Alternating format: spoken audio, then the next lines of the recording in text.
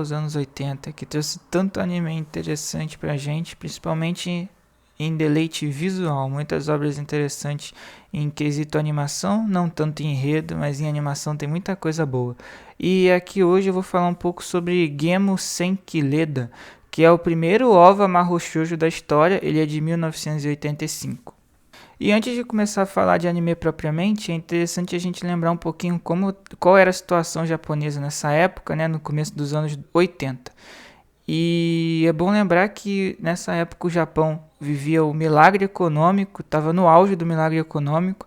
Depois de décadas difíceis, como foi em 50, 60 e 70 no pós-guerra, o Japão finalmente se estabelece aí como uma potência mundial. E no começo dos anos 80, estava no auge do milagre japonês, que era uma época que o país era basicamente um país de classe média. A maior parte da população era da classe média, com um poder econômico bem razoável e que podia gastar em lazeres supérfluos e não somente em sobrevivência.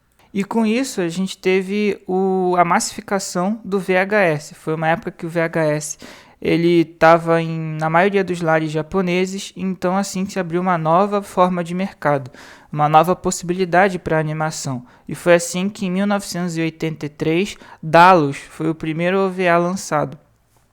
Então Leda não foi só o primeiro OVA Mahou Shoujo da história, ele também foi um dos primeiros OVAs da história. Um pouco tempo depois do primeiro lançamento, que foi Dallos em 83, Leda é de 85. E por estar no auge do milagre econômico japonês, os primeiros anos da década de 80, e aí a gente pode colocar de 80 até 86, 87, por aí mais ou menos, nós tivemos o que eu gosto de chamar de a era de ouro dos animes. Foi a época que, por ter muito dinheiro circulando, era possível fazer produções muito luxuosas, muito bem produzidas em todos os quesitos técnicos. E aí a gente entra na parte de animação, na parte de OST, até na parte de dublagem também.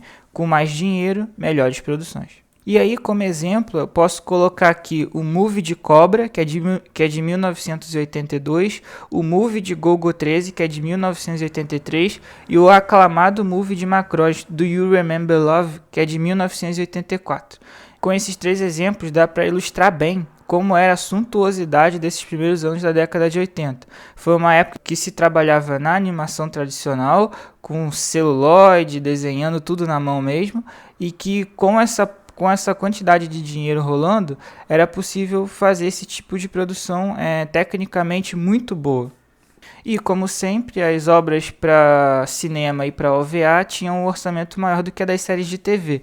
Então, quando a gente pega movies e OVAs desses primeiros anos da década de 80, nós temos o que há de melhor em produção técnica de animação. É interessante quando a gente vê essas obras que tem algumas cenas que são completamente desnecessárias, assim, algumas viradas de câmera, algumas angulações, que você vê ali claramente que está sendo feito aquilo porque tinha muito dinheiro. Então, se tem muito dinheiro, a gente vai usar o dinheiro. Se tem orçamento, não tem por que não usar o orçamento. E aí é importante lembrar que Leda, na época, fez muito sucesso, foi um dos grandes hits do Japão, e por isso ele ganhou em 2019 um relançamento em Blu-ray 4K, uma versão remasterizada dele.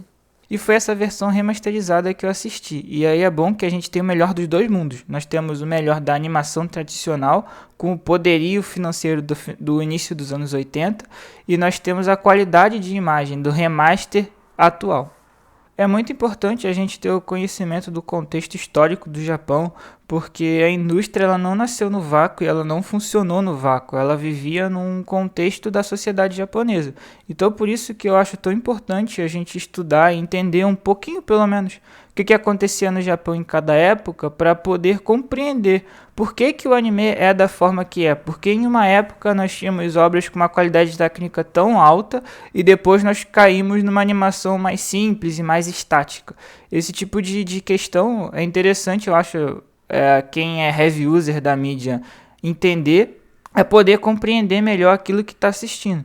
E aí é impossível a gente não estudar um pouco, não entender, não ver a realidade japonesa para poder entender esse contexto mais geral e chegar no específico que é o que interessa a gente, né? Que é o anime. Agora vamos falar finalmente de Leda. No geral, ele é um anime bem simples em questão de enredo, desenvolvimento de personagem. É tudo bem característico assim dos anos 80, não só a animação, mas também a forma de enredo ágil, enredo rápido, cheio de ação, sem nenhum tipo de treinamento, as ações vão se desencadeando muito rápido. E isso resulta numa obra muito divertida de assistir, mas um tanto quanto plana. O mais interessante em Leda é que ele é um Mahou Shoujo Isekai com mecha. Isso é muito louco. Ele conseguiu abraçar 3 gêneros aí numa historinha aí de 1 hora e 10. E é interessante que, como eu já tinha falado antes, o OVA estava começando, né? O OVA começou em 83 com Dallos. Então, é uma época de experimentação. A gente já tinha uma indústria com aí uns 15 anos, mais ou menos, de experimentação, em termos gerais. Mas como o OVA foi lançado primeiro em 83, a gente estava com um início de formato de OVA. Então, as empresas estavam buscando qual era a melhor forma de fazer um OVA, o que mais agradaria o público. Então, também foi uma fase de experimentação para o OVA, não para a indústria no geral. Tanto é que a gente já tinha gêneros e formações consolidadas nessa época. E aí a gente pega uma obra como o Leda, que é interessante ver como ele tenta atirar para vários lados, né? Ele é um Mahou Shoujo, mecha e Isekai. A história basicamente é uma garota que ela se apaixona por um rapaz e ela quer se declarar para ele, mas ela não tem coragem. Então ela escreve uma música, ela faz uma composição no piano para poder mostrar a composição para ele e falar que gostava dele. Mas essa composição que ela fez, ela entra em ressonância com uma batida do coração de Leda, que é uma deusa de um mundo paralelo ao nosso. E com isso, quando ela está ouvindo a fita dela, olha que legal, fita cassete, num aparelho de fita cassete, pra gente ver que a gente está realmente nos anos 80. Quando ela coloca essa música para tocar, ela é transportada para esse outro mundo paralelo ao nosso mundo. E ela é levada para lá por um cara chamado Zell, que ele acha que o universo dele, esse universo paralelo, está muito decadente e ele quer vir e dominar o nosso mundo. E para isso ele precisa dos poderes dessa garota, que se chama Yoko, para poder se transportar para o nosso mundo. Nesse outro mundo que se chama Shanti, quando ela chega, ela se depara com várias coisas estranhas, como cachorros falantes e animais diferentes do nosso mundo. É como se fosse um mundo primitivo, assim, bem de fábula medieval, sabe? E aí nesse mundo, ela assim que ela chega, ela perde o toca-fitas dela, que é a ligação entre os dois mundos, e ela precisa correr atrás para poder encontrar onde está esse toca-fitas para voltar para o nosso mundo. E nisso ela vai conhecer Ione, que é uma sacerdotisa da deusa Leda. É importante falar. Quem é Leda? Leda é uma deusa, é uma deusa desse mundo achante e que quando o mundo está em perigo, ela chama alguém do nosso mundo, da nossa realidade e leva para achante para poder salvar esse outro mundo. E a partir daí a história se desenrola de uma forma bem previsível, bem simples assim, não tem nenhum tipo de desenvolvimento grande de personagem. O que eu acho mais interessante é que a Yoko ela não tem nenhum tipo de treinamento. Ela ganha os poderes e do nada ela já consegue usar tudo. Ela consegue pilotar uma moto voadora, ela consegue pilotar um robô gigante, ela não tem nenhum tipo de treinamento. Ao se transformar na guerreira sagrada de Leda, ela ganha todas as técnicas que ela precisa para poder lutar. Então, assim, no que tange ao enredo e personagem, direção, não tem nada assim a destacar. É uma história bem simples, mas ela é bem redondinha, isso é interessante. Não tem nenhum ponto que fica fora da curva, ela consegue entregar aquilo que ela se propõe. É um anime que se propõe a ser uma história simples, divertida, pipoca, e é o que ela é.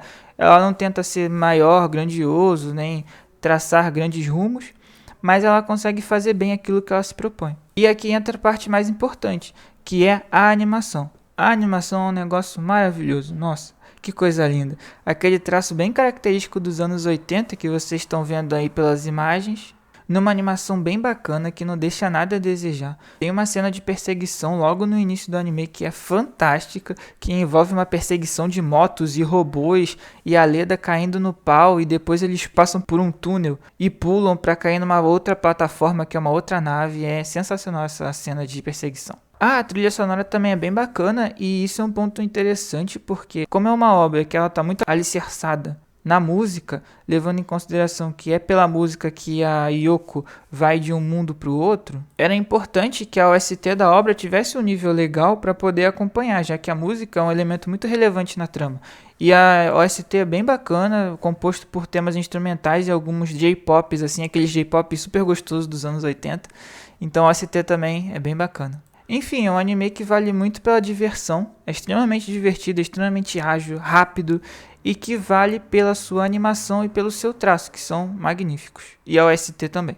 E eu acho que é bacana aqui porque, apesar de tudo, ele é um Isekai. E como nós estamos vivendo os anos do Isekai, com tanto Isekai toda temporada, aí sai 500 Isekais, é interessante para ver como era um Isekai antigo, como era um Isekai dos anos 80. Então eu acho que é bacana, assim, seria interessante se a galera mais nova, que se interessa por esses animes de temporada, pegasse Leda para assistir para ver como era um anime Isekai, que é isso que a galera assim tanto gosta, que é o que faz sucesso, como era isso antigamente. No princípio. E por fim, a nota que eu dou para Gemu Senki Leda é 7. Como falei, um enredo simples, mas redondinho, com uma animação e uma OST muito legal e um traço maravilhoso. Vale muito assistir.